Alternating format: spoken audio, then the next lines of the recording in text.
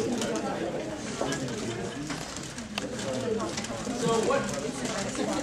what do you notice about the difference? How is it different from one hand to the other? Okay, so when we do it with our other hand, we say our non-dominant hand. Is it harder? Which one do we have to concentrate more on? A non-dominant hand. The dominant hand is almost like the hand knows how to do it itself. You could be talking to a friend and the hand can just do it. It feels natural. So that sense of you have one that's comfortable, that's strong, that is easy, and another one that's not as strong. It can do it, but not as well. That's a metaphor, or that's an example of what we're talking about with these personality differences. So the psychologist Jung thought we have these different mental tools and these different mental styles that we use to help solve our problems. Or some of us have one part of the style more developed, that's stronger and better, and others have the other style that's stronger and more developed. We all use both sides, just like most of us that don't have a broken hand use both of our hands. But there's one that's our go-to side, that's important, critical stuff we really want to rely on. So that's what we're trying to figure is what is the mental equivalent of our dominant and non-dominant hand, and think about how does that relate to the strengths and weaknesses of other people on our team. Okay, let's go ahead. So the four areas on this are extroversion, introversion, sensing or intuition, thinking or feeling, and judging or perception. We'll go through that. So the first one, introversion and extroversion. Extroverts are stimulated in the outer world, the things that are happening in the outer events. Introverts are stimulated by the inner world and inner thoughts and reflections. Extroverts are pulled outward by external events. Introverts kind of push inwards. Extroverts are energized by other people. If there's a meeting or a gathering or a party, extroverts make a beeline. They want to be in the middle of that. Introverts are energized by inner resources, internal experiences. Extroverts are very action-oriented. They think about saying something, bang, they say it. Sometimes they don't even know what they're going to say until they've already said it. You know, and they can be bold, risk takers sometimes. Maybe they lead before they look and land in a little bit of hot water. Introverts, the other way, they're more reflective, they want to think things through, they're more cautious, they want to really make sure they say the right thing and do the right thing before they do it. Sometimes they can process a little too much and they never get around to taking action when they need to. I think I'm very introverted. Go ahead. Extroverts, they express their thoughts really freely, sometimes maybe say a little too much. Introverts keep their thoughts and emotions a little more private and maybe kind of hold in things too much. Extroverts need relationships, they connect with a lot of people. Introverts need privacy, but we don't want to go overboard on this. It's not like they're hermits that live down in a cave. They have very good friendships and connections, but maybe sometimes they like little smaller groups or one-on-one. Go ahead. Extroverts, they can annoy each other. Sometimes extroverts seem a little shallow, like they're dealing with things more on the surface, so they just want to have fun. Introverts, they can seem withdrawn, like people don't know what they're really thinking or feeling sometimes. We all need both sides for balance, and we use both sides. The question is which is stronger. So these are some key words that kind of go with each one. So look at these and kind of see what you think. Now I said with the introverts, we don't want to go overboard with the privacy, because introverts actually can be very extroverted at moments. They can be good actors or public speakers, but then they need some quiet time to kind of recharge after doing that. Whereas somebody who's really extroverted could really be around the public, around other people all the time. So how would this play out in teams, do you think? If there's a team and they're thinking about, oh, let's put ideas about how we should approach our project. Who's going to jump on there and give their ideas really fast? Yeah, the experts say, yeah, let's do this and this and this and this. Who's going to really think about the ideas and really try to make sure that they're thought through and they're careful and that they've considered all the gotchas? It's the introverts, okay? So that's one way that can play out. The extroverts are also very spontaneous. In other words, they can just kind of react in the moment. So if there was a wedding and you had to give impromptu speeches, they could probably just jump up and do that a little more easily. They're also more willing to kind of just go whatever way the momentum seems to be going, even if that wasn't quite the plan. So that could also play out in the group that we thought, oh, we're going to talk about this in our team next time, and then come in there and the experts say, well, we thought about we were going to talk about that, but we just had this other idea. Let's go talk about this now. They'd be real comfortable with that. There's an interesting thing about conversation here too. Extroverts, when they talk, well, let me say this. When introverts are talking, they listen very carefully when the other person stops talking. They say, are they done? Are they done? Ah, they're done. Now I'm going to talk. Extroverts don't do that. They've actually done research and show that extroverts, they start talking before the last word is out of the other person's mouth. They actually just flow into each other. I don't know if you ever listened to jazz music. It's like the musicians are sort of playing and riffing off each other. That's how extroverts are. So the extroverts are doing that, and they're actually flowing over each other. And when extroverts are talking to each other, they don't mind it. They're fine with that. But the extroverts, what are they trying to do? Trying to say, are they done? Are they done? Is the extrovert ever going to find a time when they're done? No, it's like a revolving door that never slows down. It's how do I get in there? How do I break into that? So that's an interesting difference in conversation. And so you can see how that could happen on the team, you know, that the experts are listening, the introverts are like, wait a minute, how do I even get into this conversation? Okay, let's do the next one. Okay, we can do the next one. Oh, one. So now we're going to talk about sensing and intuition. This is a way to take the information. So sensing uses the senses. We look and see, hear, touch what's right around us right now and here. The intuition is a little more mysterious. It's talking about almost like a sixth sense. It's like we take this information in and then we reanalyze it. We connect the dots. We kind of reach conclusions that weren't immediately apparent when we first noticed it. Let's do the next one. Okay, so we see here the sensing person, they see the puzzle pieces separately. So they're very good at noticing details and specific facts. What is the intuition? What are they looking at? The whole puzzle. So they're kind of the big picture people.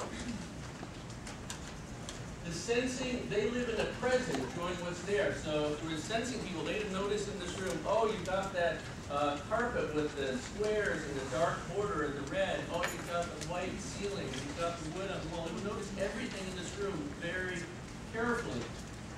The intuition, they're very future-oriented. They're going to think about the future. So they would look around this room and say, oh, I could imagine this room. If we had more plants and we had some floor lights here, I could see how it would be really nice how we could make it in the future.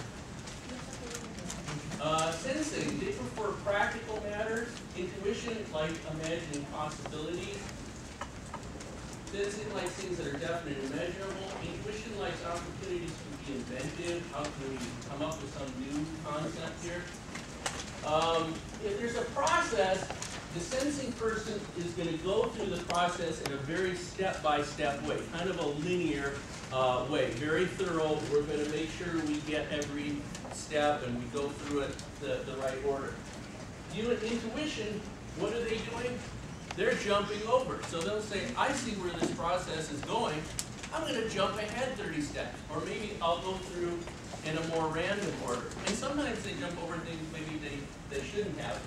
So if we're in a group, how could that play out? What would that difference look like if we're with other students studying?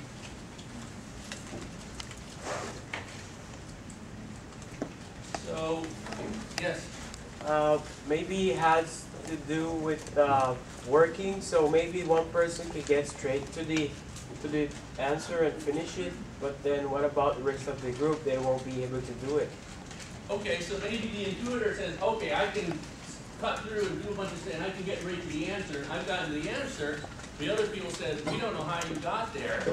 Yeah, that's a good example. Or it could be it's like you're wanting to study a certain chapter in a book together. And so the intuitor is jumping around saying, oh, let's look at this thing in the middle of the chapter. Let's talk about this thing in the end of the chapter. And the sensors are saying, what? No, we need to start at the beginning of the chapter and go through it step by step. Okay, let's do the next one. We've all had things we got that come in a box of parts. So here's a sensing person to understand the bicycle and put it together. They have to work hands-on. They have to use their hands to understand each part separately. Oh, I understand the wheel. I understand the derailleur. I understand now I understand the whole part. So they have to go from the pieces to get the whole. Intuitor, they're looking at a picture, a schematic of the whole bike. They have to understand what the whole bike is, or they don't understand what the parts are separately. They have to have the big picture of it. Everything has to fit into a larger idea that they have of things. Thank you. Sensing likes to tweak and refine the known as layer. I would say optimize is a good word for that. The intuitors like something that's totally new, like a paradigm shift, like a whole brand new idea we haven't done before. Go ahead. Sensing, they can sometimes seem materialistic and little-minded to the intuitors. The intuitors sometimes can seem like fickle, impractical dreamers to the essence. Now, why do we say this? Well, the intuitors are very good at thinking about the future and imagining things that aren't here right now, but what are they not so good at? Thinking about the present, and also they're big picture people, so what do you miss if you're thinking about the big picture? Details. Details, exactly. They often miss the details. So the sensors often see and say, oh, you have this grand plan and this big scheme, but you didn't think of this practical problem, you didn't think of this detail, and it just seems like they don't have their feet on the ground sometimes. They're just not grounded in the facts the way the sensors are. Go ahead. So on this one, try to think about where you are. Look at these words here. Try to think about where you think you more are on these. So you've got words like practical, imaginative, conserve, change. Literal means taking something at face value. You look at a tree, oh, it's a tree with leaves and bark. Figurative means multiple meanings of things. Oh, it could be like the a real tree, but it could be like the tree in the Garden of Eden, or a genealogy tree where the branches have your relatives on it, or something like that. Now, one question is sometimes, well, can I be in the middle? You may look at it, well, I'm some of both of those, right? There's a debate about that amongst the experts. The people who make this test think most people either are this or that, just like most people are either right-handed or left-handed. There aren't that many people that are perfectly ambidextrous, are there? So they think most of us are more one or the other. But there are other experts that say, no, there's a lot of people in the middle. In fact, there may be most people in the middle. So that's something that's still being kind of decided. And you can look at this and try to see if you are more one or the other, or if you're a mix, then consider what would that look like if you had both those qualities. What would that be like? It also can depend on the situation too, because sometimes we're a little different when we're with our friends than we are at work. And so thinking about, all right, in a school situation when I work with other students, what would it be like in that situation? We're really focusing on that. Okay, go ahead. All right, go ahead and do the next one. All right, so now we're talking about how we make decisions. The last one was how we learn about the world, how we get facts about the world. Now this is how we make decisions. There's two ways. Thinking decides on logical analysis. Feeling decides on relative worth. So let's go through what that might mean. We say thinking decides with the head, feeling with the heart. Thinking goes more by logic, feeling goes more by personal convictions. Thinking is concerned with truth and justice. Feeling concerned with values, like relationships and family. This is the key word for feeling is values. And that's what you have to remember, because they're totally driven by that. Thinking sort of sees things as an onlooker. It's almost like they see things at an arm's length distance. The feeling people always see things personally. So even if they were planning something that didn't immediately affect them, they would mentally put themselves in the shoes of those people and say, gosh, what would it feel like for those people if we made those changes? So for them, we say that's a subjective view. Thinking takes a little bit more of a long-range view. Feeling takes more of an immediate and personal view. What's this feel like right now for me or for somebody else? each one is a natural way of giving feedback. So somebody made this painting of a flower here, and they said, what do you think of it? Tell me what you think about my painting. The thinking person, we say, naturally critiques. Now, critique sounds like criticism, which is negative. But does critique really always mean just negative? No. So it's supposed to mean kind of an even-handed, objective, fair observation. It says, yeah, your painting, the brush strokes are very accurate, but your craftsmanship, the way that the canvas is on the frame is kind of peeling off. You might want to work on that. Now, a feeling person, though, it says spontaneously appreciates. So understand that you must imagine a 4-year-old child just came up and they're showing you their picture they drew, and the picture is of a tree, and the tree's blue. So what are you going to tell that child about their painting? Somebody says, it's awesome. You're not going to say, you moron, don't you know that trees aren't blue? So that mode of wanting to say something that makes a person feel good is more kind of where the feeling people are there. So let's think about this. How would this matter if we were in a group?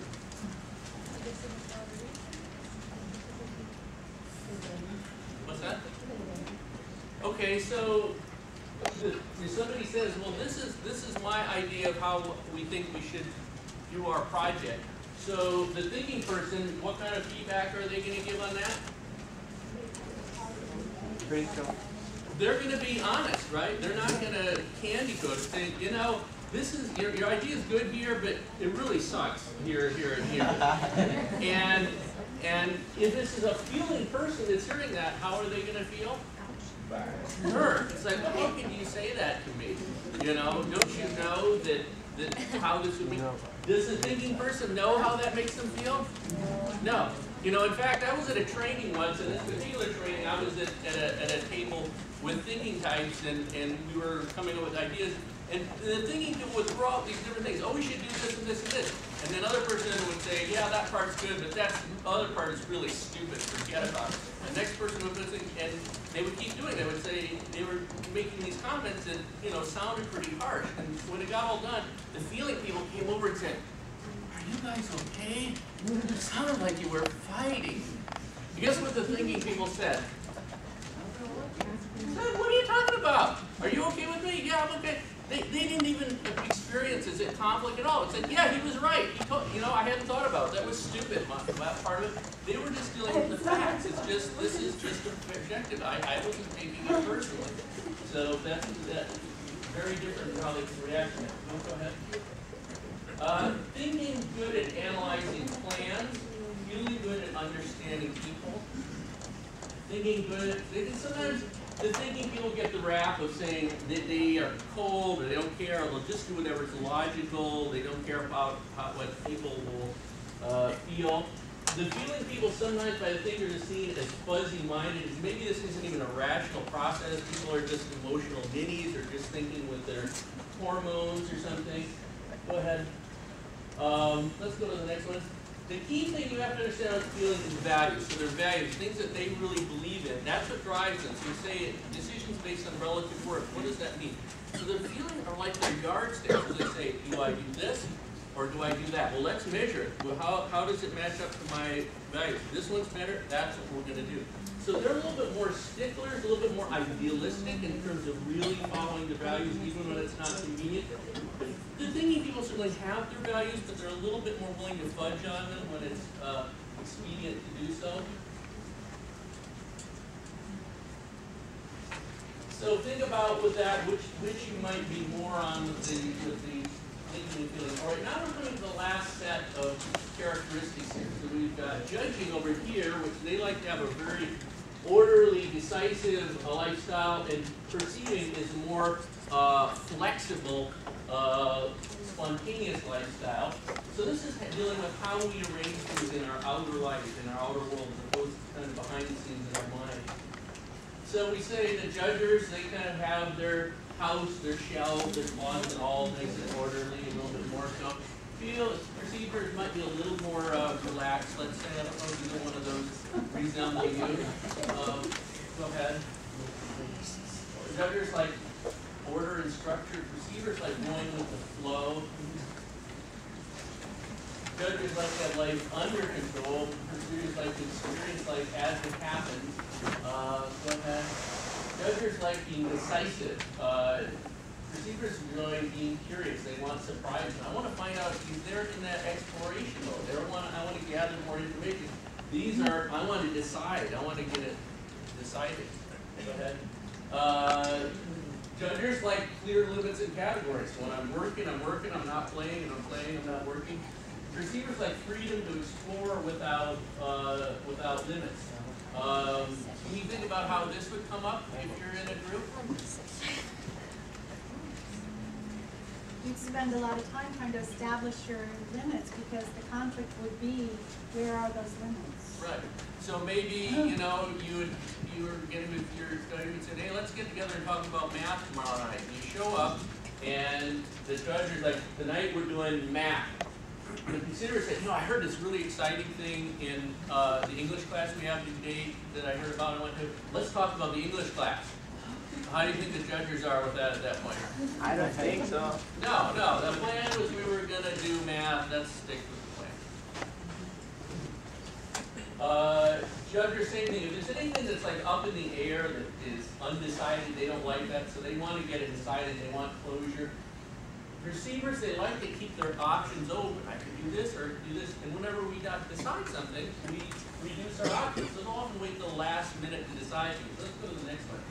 So this is a similar one with deadlines, a different way of handling it. The judges are very rapidly, if there's some project they have to do, they're going to very rapidly decide how they're going to approach it. Let's figure out how we're going to approach it. Let's get going. And then they're going to set out a plan, saying, okay, we have this assignment due in a month. Okay, the first week I have to have this done to make sure that I'm on track. The next week I have this done to be on track. They might like set benchmarks, and then they track themselves to see if they're making progress. The receivers, though, they don't want to just jump into the first idea that comes to them because they like to research it. Let's find where maybe the first idea isn't the best one. So they spend more time. They might even spend so much time with things they're not even making progress. They're just meandering and researching everything. But they have a way that they can pull everything together in a last-minute rush and actually bring it all together. It's like all the pot starts boiling at once. That can often really confuse the judges. Now, can you see how this might lead to a little bit of conflict in a group? Or some of you are shaking your head. Maybe you experienced this. Now, and it gets more real frustrating because the judges may say, you know, my grade is dependent on this dude. And, you know, I'm on my benchmarks. Where are you in your benchmarks? And what's the perceiver say when he asks that? It says, you and your benchmarks. I don't do benchmarks. I'm figuring out a better way to approach that. And then the J probably says, but we're not going to get by the deadline. And then the P person might say, well, haven't I always gotten it done by the deadline? And the J person says, you did, and I almost had a heart attack every time. The things they can annoy each other, the J's can seem really demanding and uptight to rigid. I think in extreme cases the word anal is sometimes used.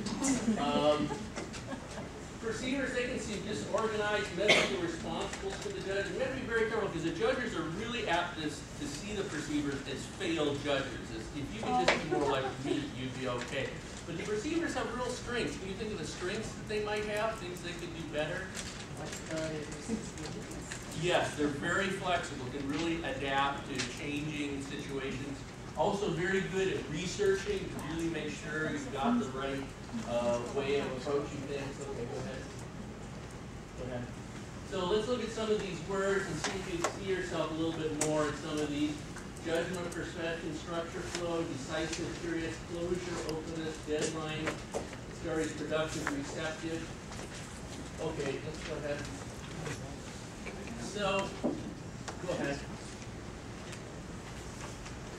So the combination of these letters leads to 16 possible different personality types or configurations. And we're going to give you some handouts with some characteristics that have to do with your preferred ways of communication, learning styles, different types of preferred learning ways, and things like that. It can kind of give you some ideas of how to work with people of other types. Now, one of the most important things in this is to understand our own type. And once you understand this, then you can start thinking about, oh, what is other people's types? Like already, maybe you can probably think about, oh, now I know what my mom's type is, or my dad's type is, or my husband, or my friend, or my brother, right?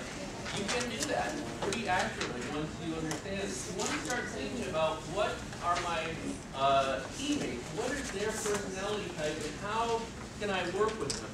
And what we're trying to do is understand that each one, there's not one of these types that's the good type and the bad type or the well type. They're all equally worthwhile. It's just a different mix of gifts. And we want everybody to be able to contribute what they do best on the team. And what's the problem if you have a team and only some of the types are really able to participate effectively?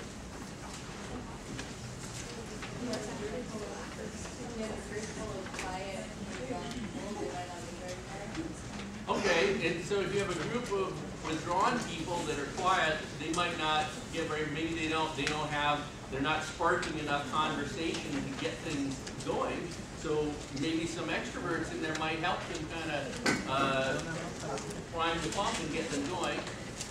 So what else? What would we be missing if we don't have all the people participating? You could say, well, they're not doing their share. Go ahead.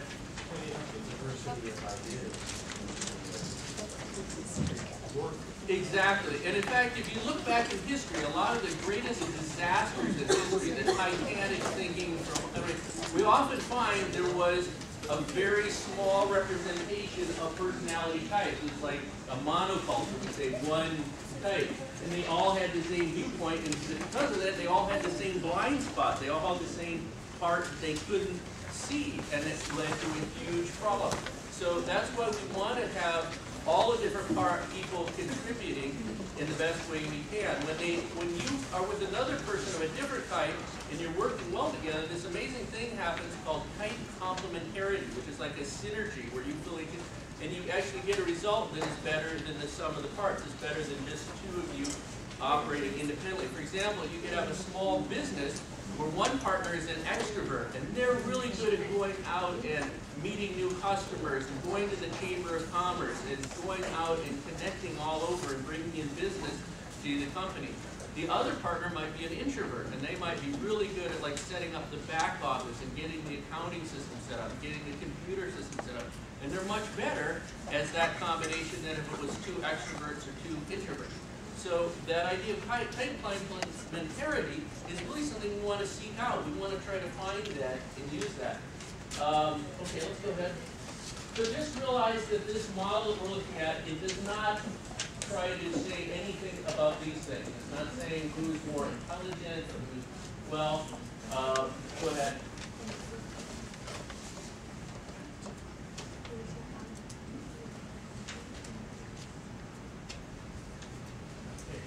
Could you flip over and see if you can find that web page on there? So what I want to show you here, this is what's called the Z or zigzag problem solving method. And I encourage you to write down this diagram. So this is SNP. And it's basically this idea, when you have a problem, if we can get all of the types functioning to do their best part of it, it will work better. So when we first have the problem, what's the first thing we need to do to try to solve the problem? Figure out what the problem, what are the facts, what's going on. A lot of experts will say how you define the problem, you need the single biggest thing and being able to solve it successfully. What are the facts? What's really going on here? Well, who's really good at understanding facts and details? The sensors are. The sensors are really good at knowing all kinds of facts and figures and details and knowing everything. So we got to get the sensors going in doing that. If you have people in your group that have that as a strong function, really try to use them for that. If you don't, then other people are going to need to try to develop that and use that. And you need to use that a lot at the beginning. So you get the background information, you kind of figure out what the problem is, then what do we have to do? Kind of, all right, this is the problem, so then we have to think about what are we going to... Right. Right, so we're going to think about possible solutions. Do we usually just think about one and then we're done? Maybe if we're lucky. Usually we have to do what? Yeah, we usually have to think about a bunch of them. Say, well, we could try this, well, we could try that. And what we call that when we're just trying to think about a whole lot of different possible brainstorming. And to brainstorm, sometimes you have to take those facts and reach conclusions about them. You have to kind of connect the dots. It's like, well, this is the nature of the problem, but what does that really mean in order for us to brainstorm the solution? So connecting those dots and kind of looking at the big picture of what all the facts about the problem are, and thinking about a solution. Well, a solution doesn't exist now, because if it was already solved, it wouldn't be a problem. I think the solution is something we're thinking about that's going to happen when? In the future. So who is really good about thinking about the future?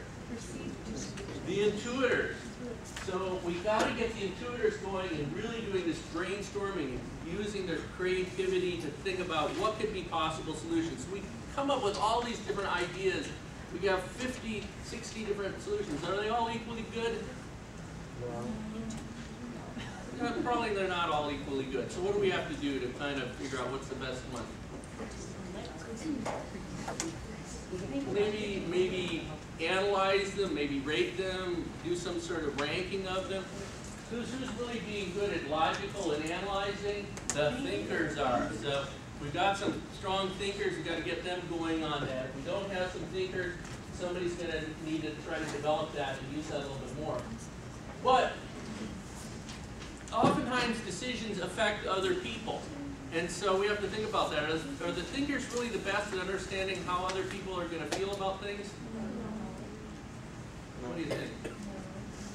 Well, the thinkers are not quite so good at that. Who's really good at that? The feelers are. They're really good at understanding other people. And so we need to involve them on it. Before we implement our decision, we need to think about them. Now, this is presented that it's like a linear thing. You always go through it. But I think of it more of like a circle, almost like the rim of a cup. And you might go through it multiple ways at a time. So sometimes you actually need to have the feelers in at the early stage to understand and define the problem. You know, maybe they need to say, you need to understand that the problem is not just that the workers aren't using the machines right, it's that they're discouraged and they're feeling frustrated because they don't have any decision in how the plant runs.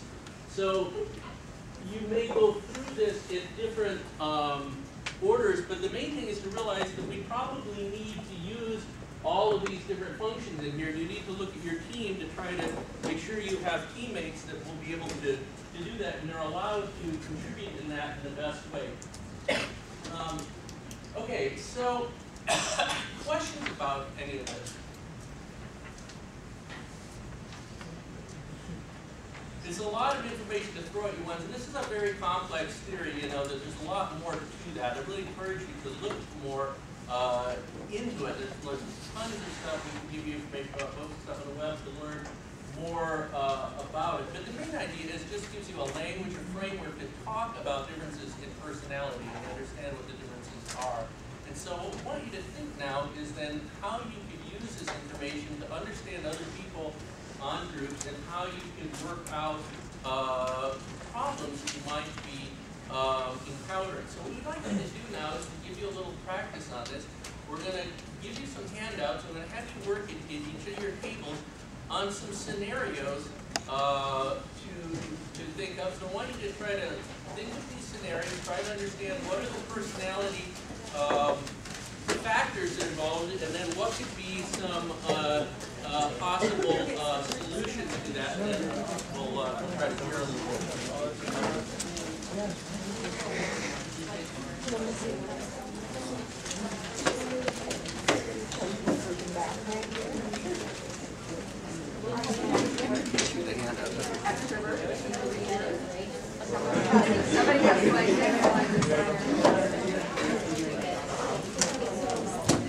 Right. An extrovert over here probably wants to read out the scenario. You can decide which one is more fun. On the scenario 3, that's basically your scenario. So what I want you to do is have one or two people at each table try to think of one that really happened to you and have you guys work on that one.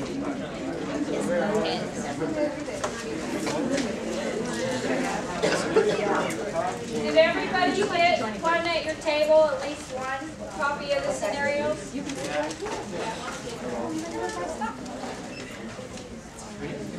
Scenario 1, hard grade, 1,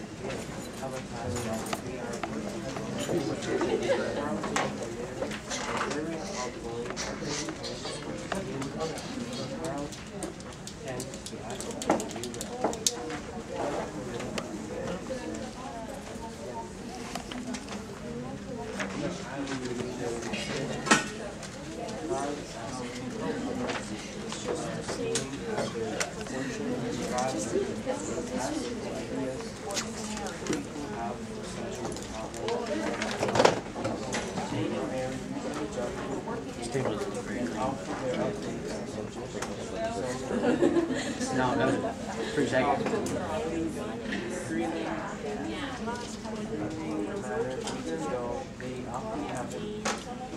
Are we doing this on an individual or a team? By the time that Mark and Bill are ready to share often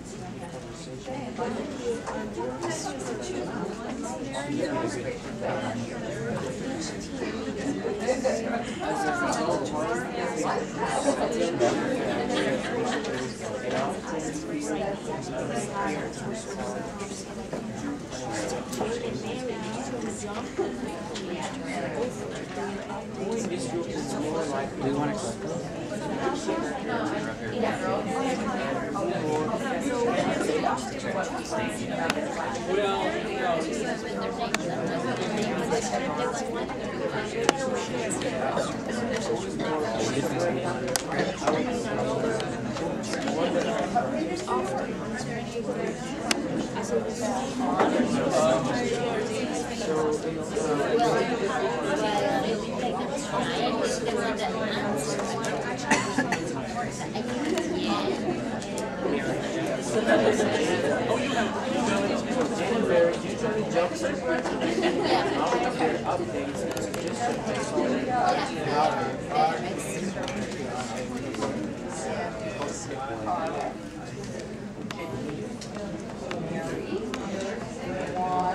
And Bella.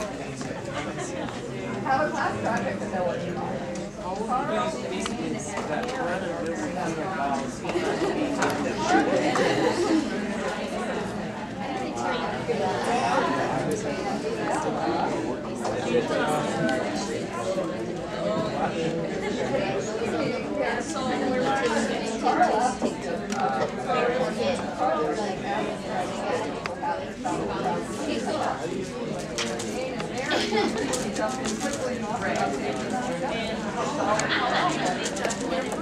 there's something that there's something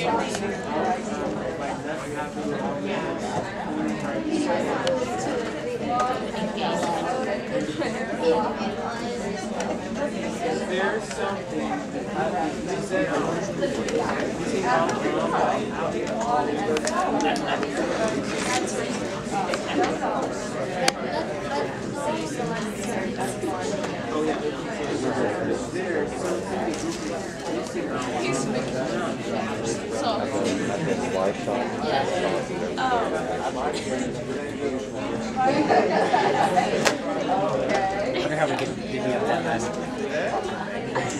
Are we seeing this?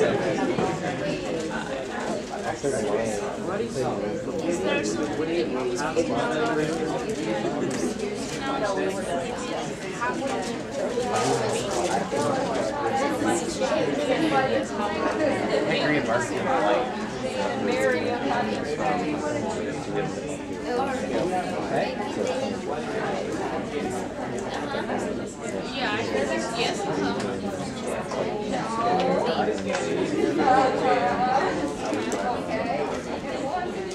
Did you get the Oregonian?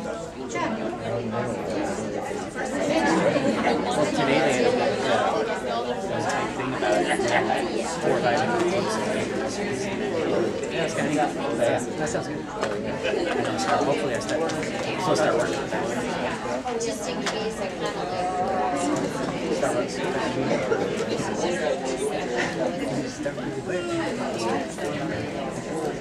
Can you see my grill?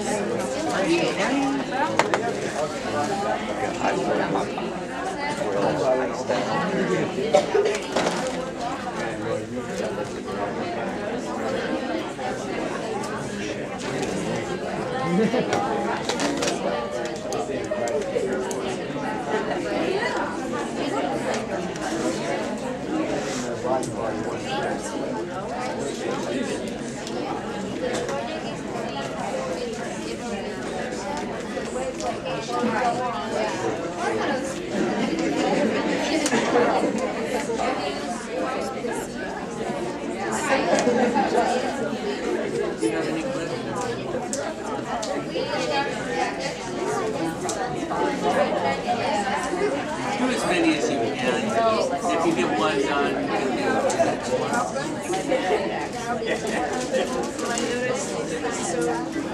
have any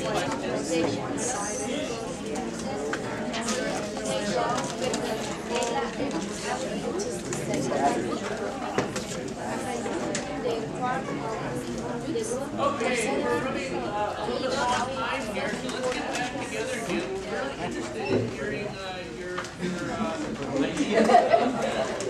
So, with this scenario one, so what do you think was going on there? What was the problem? Too many pausing people. Oh, anybody ever been in a group you would felt like that was happening?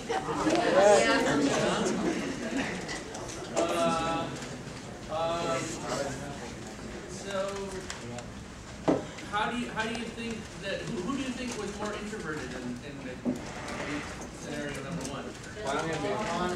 Okay. And how do you think they were feeling that they weren't able to talk about what they wanted to say a little bit better? Maybe excluded from the group. So, but maybe it didn't matter. Maybe the group would still be able to get their assignment done. I mean, if the other people were just going ahead, is there any problem for the group? Is there any problem for the extroverts if the introverts don't contribute? You say no, it's fine. Okay. They could be missing out on good ideas. Oh, say that again. They could be missing out on good ideas. And why is that? What ideas might be? What might be different about the ideas the introverts have?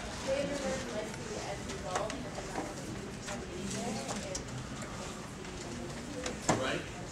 Also, right. And the introverts may think it through. They're gonna not just go the first thing that they think of. So they may have more of a well-baked idea to do it. So it could be bad if the group isn't getting on. So what are your ideas? Yes, go ahead. Well, I was just going to say, sometimes I think for an extrovert it might feel like ideas feed off on each other and you build energy with that. Right. And then if people are kind of holding back their ideas, it feels kind of like the energy is stagnant. Okay. Whereas if people are like, oh yeah, that's a great idea, and then they come up with another idea and another else comes up with another, you know what I mean? And those ideas, the idea of energy and tempo, and let's go with the flow, is a very extrovert way of looking at it. The introverts may be more like, I need a little bit of time to think about this. I can't go at that pace. So what solutions? What can we do to fix it? How do we do that? Go ahead. Ask each person individually and give them time to speak. Okay, so let's go around and give turns and everybody.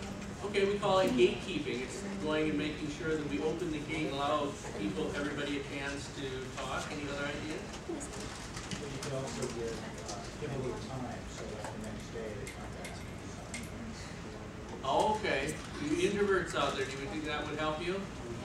Yeah, so knowing ahead of time, this is what we're planning to talk in the group about tomorrow. You know, we're going to talk about chapter 3 and with these 3 questions the teacher wants us to know. So let's get ready, you think about that so you'll be ready for next time. So having that time in advanced warning really helps introverts. Any other ideas on that? Like a structured group project, this, go down and check off those things we did this. In general, introverts like structure more. They like rules. They like to kind of know this is what's going to happen. This is when I'm going to have my chance to do it. And introverts, and we've been talking about this kind of a little bit of how are we going to make life better for the introvert. But it could be the other way around. We could have a group that was dominated by introverts, and it's so much around the extroverts can't feel like they're doing their thing. And it's all about rules, and it's about we can't be spontaneous. We also have to think about it from that point of view of how could we enable the extroverts to be spontaneous as they need to be able to contribute well. Okay, good. Let's talk about, I don't know if did anybody get to the scenario 3? Did anybody ever have a group where you felt like it wasn't getting along as well as it could? You said yeah? So what, would you be willing to share with us a little bit about what that was? Better talk loud.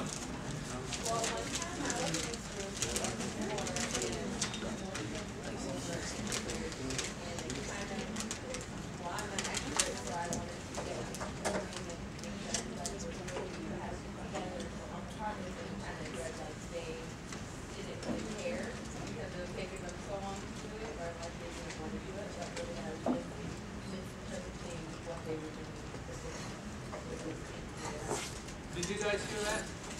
So she said she was on a group where she was more the extrovert, and there were introverts over there, and they were being really quiet, and so she was kind of taking the lead and trying to get things going, and she interpreted that they didn't care, that they didn't seem like they were interested in it, and she was very honest, and she realized I misinterpreted it. It wasn't that they didn't care, just because they're not like me, it's they're quieter, they did care, but this didn't look the same way for me. So that's a great insight. Okay, so next time if you were in a group, you think you might be more sensitive to that. Yeah. What's one of the ways we can figure out? We make these assumptions. I think they're doing this because they're thinking this. How can we confirm it? How can we be more clear about why people are really doing things? Yes, ask them.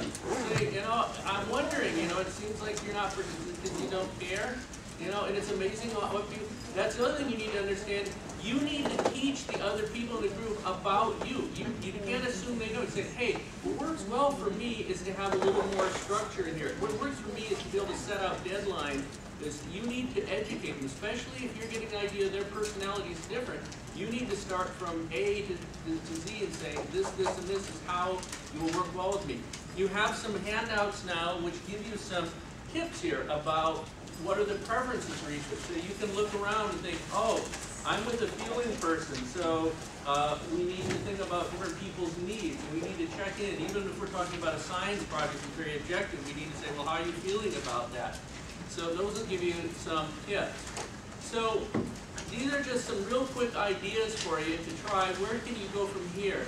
There are classes you can learn more about how to get along interpersonally. Anybody ever take Psychology 101? Yeah, so it has some of that stuff in there, I think. Speech communication classes, you can learn more about this. A lot of different places, even classes like theater, you're working out in different roles and things like that. So there's a lot of ways to learn how to work better on a team. And it's not going to end when you leave school, when you get out in the job. Employers are telling us all the time, everything is happening on teams. So it's a real skill. As much as learning math, as much as learning writing, is to learn how to become a good team member. And understanding personality is a good start to that. As I said, if anybody wants more information about this or more help with this, by all means come down and see me and the other counselors in the counseling department. We're in room 1152 to make appointments with us. If you want to take that Myers-Briggs test, we can help you do that. But otherwise, I want to really encourage you, best of luck to you on your teams, and thanks for coming by today.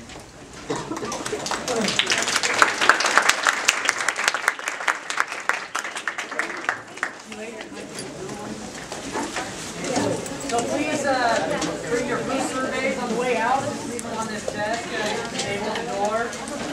And, We have extra credit. oh, and the extra credit vouchers.